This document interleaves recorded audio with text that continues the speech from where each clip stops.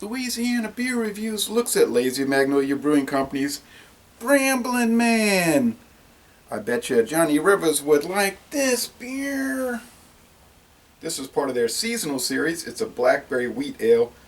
Well, this one's from July 15th of 2015. That's when it was bottled. But Kiln, Mississippi, 5.1% alcohol. The international bitterness units are 10. They use sass hops and nugget hops. And it's wheat. I don't know. They don't talk about the malts. No score on Beer Advocate because there's like 2 ratings. On Rapier there's 10, and that averages out to 48 out of 100, 77 out of 100 for the style. This is the first video review for this beer in the world, and I bought it. At Acuista Paces in Covington, Louisiana. Let's see what I paid. Alright, I gotta update this receipt. I did the Baltica 7. I did the Bramblin Man was $2.99. I did the Birra Moretti La Rosa, which was only $1.50. The Wasatch was $1.50. $2.99. Hey, wait a minute. I should have paid closer attention, you all. That's a little high. For $3, 1 penny short of $3, it better be good. I did get my refund check from Goose Island, and it was from Chicago. The check was from Chicago, the Windy City. They gave me $11 back, and it was a $10.99 purchase plus tax. So, you know, I got most of my money back to the state, and the parish kept their money. Okay, and the city of New Orleans kept their tax money, but that's all right. Little smoke there. And there was a thread on Beer Advocate about, did anybody get their refund back from that Goose Island barley wine?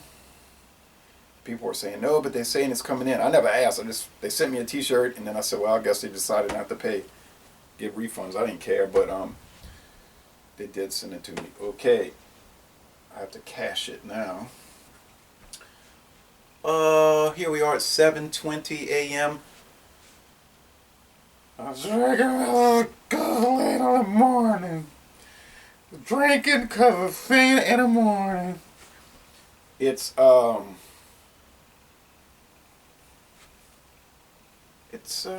color is that? Caramel color, amber. Yeah, that's what you call it, amber. There's some bubble streams. It's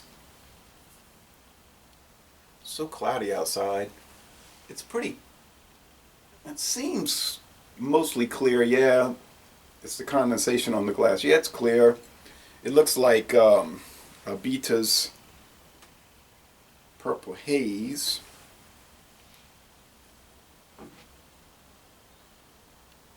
And this is a fruit beer, a blackberry wheat ale. I guess, ooh, wee in the wheat. It is caked at the bottom.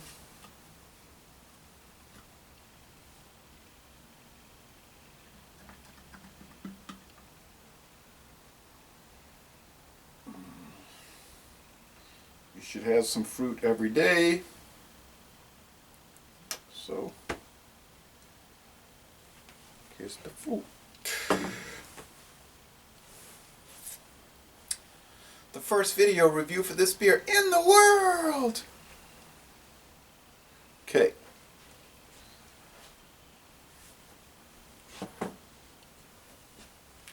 And it ain't what you want, it's what you need.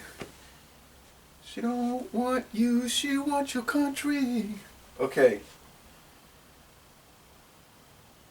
It smells saison-y. Like there's some Brettanomyces. I don't get it because they didn't talk about that on the website at all. It's got a little bit of that, you know, that farmhouse ale, that horse blanket. Well, that's shocking.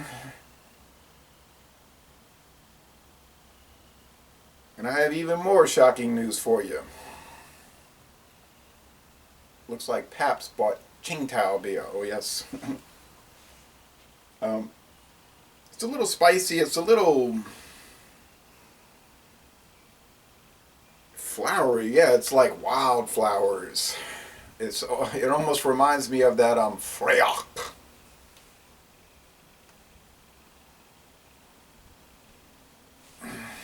It's not dull. Maybe a little breadiness. Maybe just unique.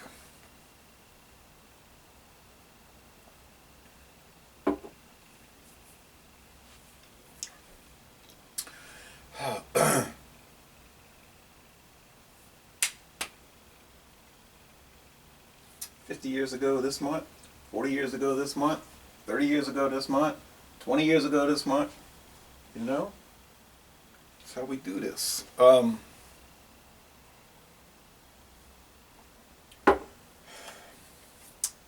Okay, some citrusy fruit flavor, but I wouldn't necessarily know if it was blackberry or not.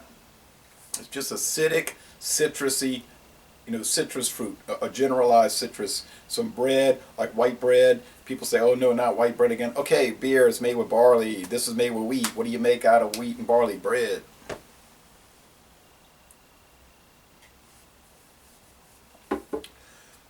Essentially no bitterness, but a lot of tart acidity. It's even going, it's not there, but it's going towards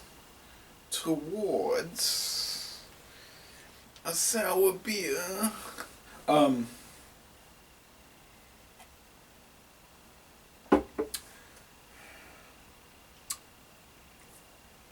Some underlying smokiness, which you will get on occasion with a wheat beer for some reason I can't explain. You're getting that wheat beer tap water. The mouthfeel is kind of medium, a little sloppy. Like the whole beer is kind of sloppy. I guess it's not a tight number. Oh, it's kind of like Jefferson Airplane in 1969. But not a tight number, but it's there. There's a lot of sounds coming out of that. Out of that outfit. The finish, like I say, is similar to the mouthfeel, kind of sloppy. So it's like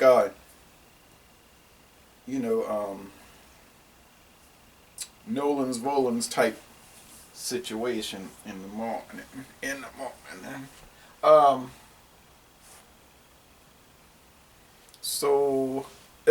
But look, it clouded up so much, as these wheat beers are wont to do.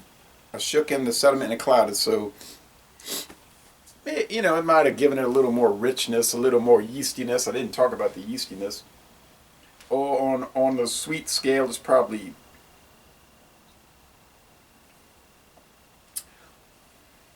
2 out of 5 sugar cubes. This is not super sweet. It's like at the most, and probably not even 1 out of 5 hop cones on bitterness. But that's what Cyclops does. Sweetness, bitterness. I don't know, they don't have a tartness scale, but it's like really tart. So anyway, I guess it's good. I'll say it's probably, even though it's kind of sloppy and like I say, 10 different flavors in search of an arrangement, I would still say it's very good. It's something to check out. It's different. It's not just run-of-the-mill, dullness. Lazy Magnolia doesn't make like the greatest things, but they make interesting things.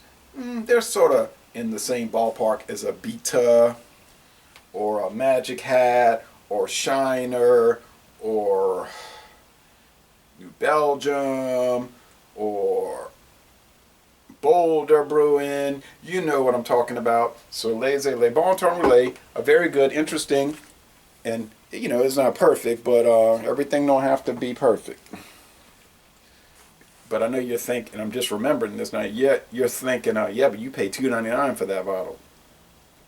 Yeah, if you factor in the price, if you consider the price, it's a disaster in a way, because it should be way better than it is, if you're paying $2.99.